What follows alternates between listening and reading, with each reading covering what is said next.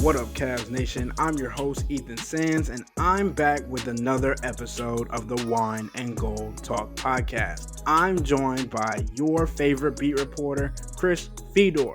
We're recording this the night of the Super Bowl, after the Chiefs beat the 49ers. Chris, what did you think of this year's Super Bowl? It was not a good game at the beginning. I wasn't all that excited about it. And I was telling my wife that, just because a game is competitive and just because a game is close doesn't mean that it's fun or entertaining. But then the last bit of the fourth quarter and overtime was really fun and entertaining. So it was okay. I don't think it was one of the greatest Super Bowls that I've ever watched. I wish there was a little bit more action. Had some questions about the coaching in the first half from Andy Reid. Had a bunch of questions about Kyle Shanahan's coaching throughout the course of the game. But I thought it was fine. I thought it was a good Super Bowl. I was entertained at the end, and the way that the Chiefs were able to win the game at the end, that made it for a wild, intense, heart-pounding finish.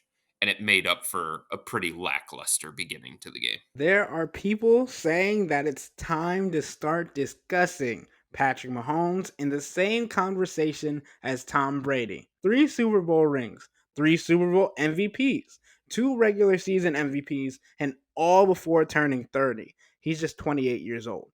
I think this is going to get to be like a LeBron and Michael Jordan conversation, but Patrick Mahomes might actually get the accolades to make people with the rings agenda actually consider him as one of the best of all time. One of the best of all time is accurate. There's no doubt about that. But if we're having a GOAT conversation, I think it's a little bit too early there. I think we could sit here and we could say, honestly, Ethan, that he's on his track to become the GOAT. Like he's on a path where he could surpass Brady, right? I think that's fine to say, but I don't think we have to call him the GOAT yet, not given everything that Tom Brady already accomplished. And Patrick Mahomes still has a ton more left. Who knows? They could three-peat next year. He could go on and continue to win Super Bowls. Yeah, the Chiefs have questions, no doubt about it, but the fascinating thing to me about this year for Kansas City, and I was talking about this to Dean Wade, who is the big Kansas City Chiefs fan in the Cavs locker room. Karis LeVert, also a Chiefs fan, by the way, so they're both celebrating tonight. But I was talking about this with Dean Wade the other night in Toronto. This was the year that teams were supposed to get Kansas City, right? Because of the money that Patrick Mahomes makes, it made it difficult for the Chiefs to construct the kind of team around him that you would think that they wanted to. They had to make some cost-cutting moves. Tyreek Hill gone, obviously, changed some things along their offensive line. Their top wide receiver, not pass catcher, but wide receiver, was a rookie. So there were reasons to think throughout the course of the year that the Chiefs were going to be vulnerable. And then all of a sudden, they get into the playoffs and you forget about all of those flaws because Patrick Mahomes and Andy Reid together as a combination with Travis Kelce as the guy who is there to make the clutch catches, it just feels inevitable. Yeah, and people are even comparing Patrick Mahomes to Jordan because of how other players around the league might win MVP, but you can't ever count out the Chiefs because they have Mahomes. And I think that's became even more evident this season. And in today's NBA terms, it feels like even if the Miami Heat aren't having the best regular season, teams don't want to play them in the postseason. Not because of one player, perhaps, but because of their culture and their experience to go from the play-in tournament to the NBA Finals, even if they did come up short. And Patrick Mahomes throwing the game-winning touchdown to Mecole Hardman, it was so poetic because Mecole Hardman was traded, released, all these other things, and then ended up back with the Chiefs at the last moment. And without Tony being on the field, Tony stinks anyway.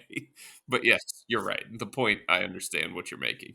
I mean, hey, if Travis Kelce was the one catching that, it would have been different because that's like his guy. But to go to someone that they literally didn't have on the roster beginning of the season, it's just shows that this Kansas City Chiefs team was not full of talent. That's the reason why you pay Patrick Mahomes so much money and you invest so much of your salary cap space in him because he's one of the few guys in the entire NFL that can elevate everybody around him. He makes it so that even if the offensive line has a bad night. And think about the beginning of tonight's Super Bowl. Chase Young was all over the place, rushing Patrick Mahomes, making him uncomfortable. And the same thing with Nick Bosa, who Tony Romo called Joey Bosa a few different times tonight. But like Patrick Mahomes finds a way to make it so even if the defense feels like they've got a beat on what the Chiefs are doing, even if the defense feels like they've got an advantage over the Chiefs' offensive line or something along those lines, like he finds a way to continue to make plays in spite of all of that. And so, like, you invest so much money in him because you feel like you don't need the best offensive line in the NFL. You can have a running back who is drafted later in the draft, and you don't have to invest a bunch of resources in that position. You can have young pass catchers or inexperienced pass catchers that Patrick Mahomes is going to find a way to make look better.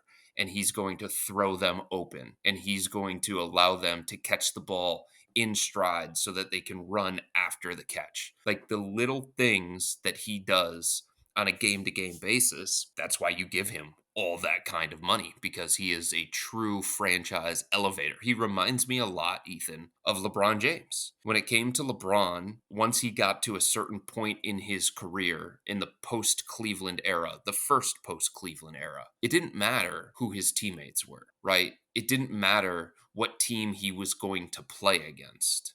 LeBron was going to continue to show up. LeBron was going to continue to elevate franchises. LeBron was going to continue to drag lesser talented players to the top of the NBA with him. He got Matthew Dellavedova paid. He got Timofey Mozgov paid. Think about the team that he dragged to a championship in the bubble with the Lakers. Yeah, they had Anthony Davis, and everybody understands that. But the other guys on that roster, he's the kind of guy that just lifts everybody around him. Mahomes does the same thing. And if fans weren't watching for the game, which I know you were, Chris, even without a dog in the fight, I mean, Usher's halftime show was phenomenal. He performed probably my favorite song by him, You Don't Have to Call, and then bringing out her, Ludacris, and the roller skaters, among other people, was fantastic showmanship, in my opinion. Chris, do you have a top five like halftime shows of all time, or are you just vibing each year doing something different? No, I don't have a top five or anything along those lines. I was at the Super Bowl about 10 years ago when Katy Perry did the halftime show, and it was pretty spectacular because I was there in person to see the light show and all that kind of stuff. I was there with my wife and my dad, and it was one of the most epic Super Bowls in NFL history. It is called by many people, the Patriots and the Seahawks, as the best Super Bowl of all time. Now, you can sit there and you can argue whatever way you want to argue on that one, but being there was epic, and seeing Katy Perry and her halftime show was pretty epic as well. I thought last year's was really, really fun, really good, a throwback to my childhood, if you would. And look, I love Usher. I love so many of his songs. The two criticisms that I have of the halftime show tonight. Number one, they chose Usher about 10 years too late. Like the fastball doesn't have the same amount of velo on it. And I would have loved for Usher more in his prime to get an opportunity to put on a show at the Super Bowl halftime. That's number one. Number two, I thought he raced through, and obviously you have to. You can't perform every single song at a Super Bowl halftime that you want to, that's in your catalog, especially when your catalog is as dynamite as Usher's. But some of the more fun songs that he has, like he rushed through and he just did like one line from each of those songs. So I wish like he would have given more attention to some of those hits. Nah, yeah, I get that. I mean, I feel like because he had so many guests he had to get to and wanted to represent for the A and all of those things, it was like you have to go really quickly. And I think he did a decent job of the performances for each one, but I understand like wanting to hear more of each song. We might just have to get you some Las Vegas Usher tickets so you can see a show. I'll take that. He also focused a lot on the dancing, more so than the singing, which is fine. Like, he's a showman, he's an entertainer, he's a really, really good dancer. If you can dance on roller skates, like, you're doing something special in your life. But I wish he would have focused a little bit more on the singing aspect of it. For sure. All right, Chris, let's talk Cavs. They are on a 9-game winning streak which is the longest active streak in the NBA, and are coming home ahead of the All Star break, facing the 76ers and the Bulls. One, what has stood out to you about the Cavs' play as of late, and do you think they can sweep this homestand heading into the break? Yeah, I mean, the way that they're playing, the thing that stands out is that they're just not taking any of these teams on their schedule lightly, no matter how good or bad they are. And they're showing this killer instinct. And Max Struess said it the other night in the locker room after the game against Toronto. He's like, look, it's close to the All Star break. Everybody's tired. Everybody's beat up. Everybody just wants to get to the All Star break. We could be lackadaisical. We could play down to our competition, but they're not. They're taking advantage of this opportunity that's in front of them with this schedule. They're building momentum, they're building confidence, they're building continuity, and they're showing a killer instinct.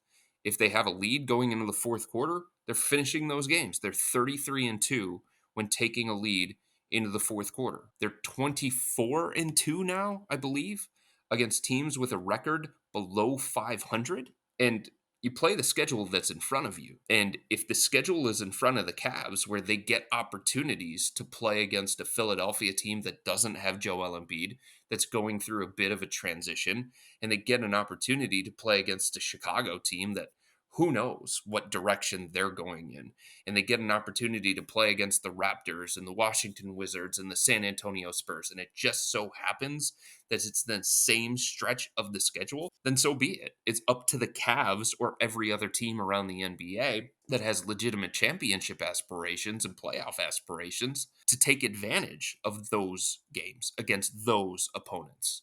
And the Cavs are doing it better than anybody in the NBA, not named the New York Knicks. So give the Cavs a lot of credit, and there's absolutely no reason to think that they can't continue this winning streak, especially being at home and going into the All Star break against this version of Philadelphia and whatever the Chicago Bulls are. Yeah, Chris, and I look back to earlier in the season where they lost to the Blazers and they were talking about not putting their foots on people's necks or having their foot on the neck and not finishing games and not doing that thing. They had a stretch where they had lost multiple games when they had a 10 or more lead in a game.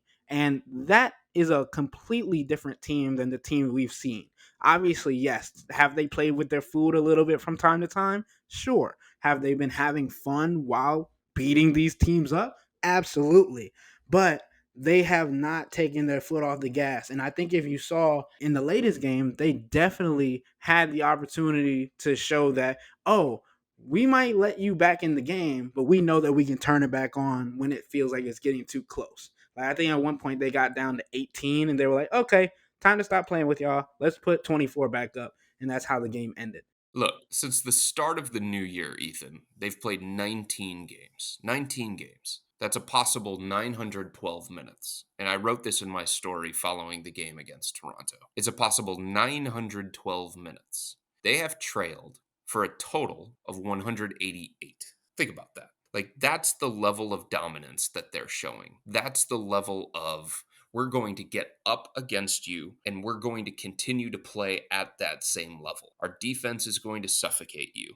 Our offense is going to overwhelm you. And that's what it's been since the start of the new year. They've lost 2 games. 2 games since the start of the new year. One of those was to open the new year against Toronto, and then the other one was against the Bucks after they had just fired their coach and they got Giannis back after, the Cavs kind of gave it to the Bucks in Cleveland, and the Bucks were out for a little bit of revenge on their own home court. Other than that, they have dominated opponents, and it's really, really impressive to see. Offensively, they've become more dynamic. Offensively, it seems like they're figuring out how to blend all the skill sets of all the individual talents that they have and make it function together. And defensively, they have risen to a level that I think there were people that were legitimately wondering whether the Cavs could get back to their level from last year during the regular season and in the first round of the playoffs against the New York Knicks. And they have gotten back to that level. And they deserve a lot of credit for the way that they have played. And there are very, very few teams that have been able to consistently play at the level that the Cavs have. over the last 6, 7 weeks of this season. Speaking of breaks, Chris, we're going to take a quick one, but I got to put our subscribers on to something new. For our listeners, if you like food and drinks, and who doesn't, cleveland.com is breaking new ground with our lively new podcast about dining and drinking in the greater Cleveland area. The hosts talk about the latest foodie happenings, joined by the most in the know experts in town. It's called Dine Drink CLE, and you can find it anywhere you download podcasts. Give it a listen, quench your thirst, and feed that appetite. When we come back to the Wine and Gold Talk podcast, we're going to discuss Donovan Mitchell in the All Star game and the festivities surrounding it. But before then, become a Cavs insider and interact with me and Chris by subscribing to Subtext. Sign up for a 14-day free trial or visit cleveland.com/Cavs and click on the blue bar at the top of the page. If you don't like it, that's fine. All you have to do is text the word stop. It's easy, but we can tell you that the people who sign up stick around because this is the best way to get insider coverage on the Cavs from Chris and me. We'll be right back.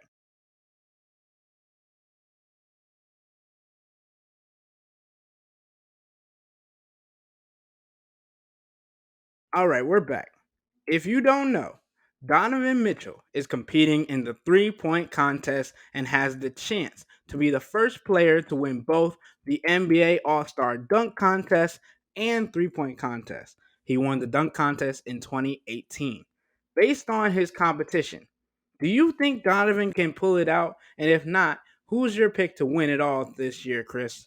It's a really, really tough to predict competition because, like, there are unknowns attached to some of these guys, but there are also like past winners involved here. Carl Anthony Towns is really, really good in this kind of competition. I think Trey Young is somebody who can absolutely put on a show. I'm intrigued with Damian Lillard. Tyrese Halliburton's kind of weird because he's been dealing with this injury. He's been on a minute restriction, and I wouldn't call him like the most pure three-point shooter out there, but I definitely think Donovan has a chance. I was talking to Donovan the other night following the game in DC, and he has participated in the three-point contest before, and he said that he learned from that three-point contest to not prepare as much as he did last time. Last time he felt like he was over prepared and he was overconfident, and he probably did a little bit too much leading into that contest. So he said he's just going to chill a little bit more this year.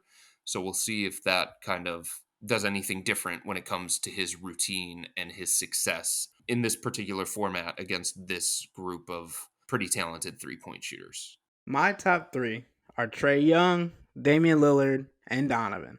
And even though it would be storybook for Donovan to dethrone Dame, especially with the All Star starter selection as it was, and that being a bonus, I think Damian Lillard repeats. As much as I hate to say it to the Cavs fans, I gotta be honest. I mean, don't sleep on Cat now. He won it in Cleveland. He put on a show in Cleveland too. Lauri Markkinen seems like he's got like a slower release, and I'm actually wondering. I'm wondering if he's going to be able to get through every single rack. I wonder if like maybe it goes a little bit too fast and he doesn't anticipate it. But he's got a great stroke. There's no doubt about it. It's just a little bit slower. Then again, he doesn't really use his legs. He doesn't jump all that much, so maybe he conserves a little bit of energy. I just think it's going to be fascinating because you have a different kind of group. Like I said, you've got past champions, Dame and Carl Anthony Towns. Then you've got some other guys like Jalen Brunson is more of a scorer, and he's been a really, really good 3-point shooter this year.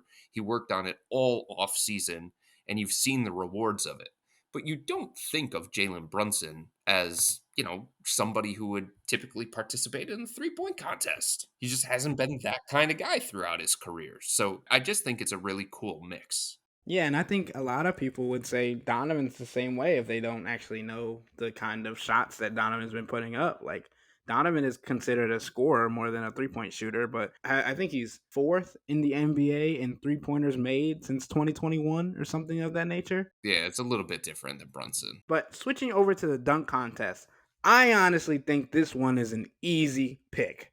I'm going with Mac McClung to repeat. Who do you got, Chris? Yeah, I'm going with Mac McClung too. He's just got such a bag, and he tries different things. I give him a lot of credit for that. He's a smaller guy, so he like theoretically gets bonus points for some of the dunks that he can pull off because the judges think, how can a smaller guy, shorter guy be able to do these kinds of dunks? I've always said that big guys oftentimes get penalized and they could do a dunk that is really, really spectacular. But like if a smaller, shorter guy does that same dunk, the score is going to be different because you expect these taller, bigger guys to be better dunkers to begin with. And I think they lose some points, some theoretical points because of that. So McClung's got the hops, right? He put on a show last year. He has really, really unique dunks that he's willing to try, things that we don't see every single year in the dunk contest. And like I said, I think he gets natural bonus points because of his size and because he doesn't look the part of the greatest dunker in the world. I know I made this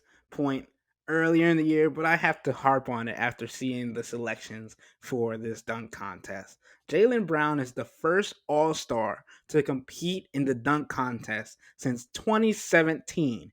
He said he's competing because he feels like he's in his athletic prime and wishes other stars would compete. I feel like the dunk contest is a lost cause because few people of mention are joining it. Like, to me, the 2016 dunk contest was the last truly great competition. But in the past, it was year after year that stars would show up and show out and compete. Even the celebrity dunk contests were better than the ones we've had recently. I'm talking about Deion Sanders, Ken Griffey Jr., those guys showing off their bunnies.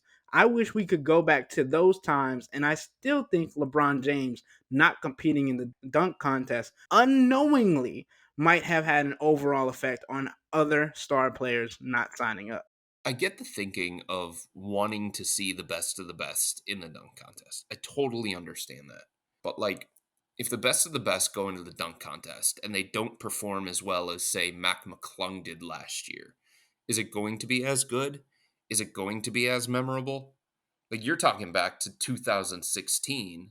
Last year was awesome because Mac McClung, this guy who came out of nowhere, a YouTube sensation, like he had three dunks that were perfect. I mean, only one of his dunks was a non 50. So, like, if you can have somebody like that who is a natural born showman that can execute like that and he can get 50s, like, to me, that's almost all that matters. Did last year lose something because it was a no name guy who happened to win? I don't think so. I remember it as this guy who came out of nowhere and who put on an absolute show with a bunch of 50s. I think for me, I expected that from Mac. Like, I expected him to win last year, knowing Mac in high school. Like, when I mean the contest wasn't as good, like, in my mind, Mac McClung was the best dunker and was supposed to win last year. When I mentioned 2016, it was up in thin air. You could have said Aaron Gordon won it. You could have said Zach LaVine won it. That was a all-out competition. Like, you talking about Michael Jordan and you talk about Dominique Wilkins. Like, those are the competitions that I really look at that you're like, well, it could have been anybody, but I just had fun watching it. Like, Yeah, so I don't need it. I don't need it to be a close competition. I don't need it to be a tight competition. Just like I don't need sporting events to be close in score for me to believe that they're memorable or for me to be entertained by them. There are other ways to entertain even if you feel like the result is a foregone conclusion. Like when a 6'10", 180-pound guy can execute perfect 50s on three of his four dunks. Like, you got my attention. for sure. All right, Chris. The Cavs returned from the All Star break to two separate back to backs before the month of February is over. As much as this break might throw off their rhythm with all the traveling they're about to be doing, I think it'll be helpful. They play the Magic, 76ers, Wizards, Mavericks, and Bulls to end the month. What are you thinking about how this team is going to fare coming out of the All Star break, especially with thinking that it could throw off what they've been going on? Well, here's the thing. Like, if there are still doubters out there that still wonder, okay, how legit are the Cavs? Is this a mirage? What does that record really show about them? Who are they truly? Are they a legitimate title contender? For people that still have those questions, and most of them will point to their record against above 500 teams versus their record against below 500 teams. And cool. Like, if that's how you feel about it, if you need them to prove more to you, then okay. You want to hold out. You want to see more evidence before getting potentially duped again, the way that you felt duped by them last year because they won 51 games, they earned the fourth seed, and then they got rocked in the playoffs. Like, if that's how you feel, that's how you feel. Okay. So, for those people that are still holding out, March might give you a better window, right? Because you've got the Knicks, you've got the Celtics, you've got the Timberwolves, you've got the Phoenix Suns, the New Orleans Pelicans, the Miami Heat multiple times, the Denver Nuggets, the 76ers when they might be a better version of themselves, the Suns again. So, like, there are points of this schedule, like you mentioned, Ethan, coming back off the break against Orlando and this version of Philly and Washington and Chicago, where, the Cavs could potentially capitalize on those. But there are some true playoff contenders that are going to be waiting for them as well. And I think it'll be a really, really interesting situation for the Cavs going into March and how grueling that schedule is. I think it'll tell a little bit more to the doubters just what this team could potentially be capable of in April if they get through that particular gauntlet. Understanding that the playoffs are still, even though the level of competition for the Cavs is going to be a little bit stiffer in March, playoffs are still not something that you can compare to any kind of regular season game. But I think for the doubters out there, they're going to see the Cavs play against teams that are more on their level, and it'll be a better gauge of how they stack up. So stay tuned for March. And with that being said, that'll wrap up today's episode of the Wine and Gold Talk podcast. But remember to become a Cavs insider and interact with Chris and me by subscribing to Subtext. Sign up for a 14-day free trial or visit cleveland.com/Cavs and click on the blue bar at the top of the page. If you don't like it, that's fine. All you have to do is text the word STOP. It's easy, but we can tell you that the people who sign up stick around because this is the best way to get insider coverage on the Cavs from me and Chris. This isn't just our podcast, it's your podcast, and the only way to have your voice heard is through Subtext. Y'all be safe. We out.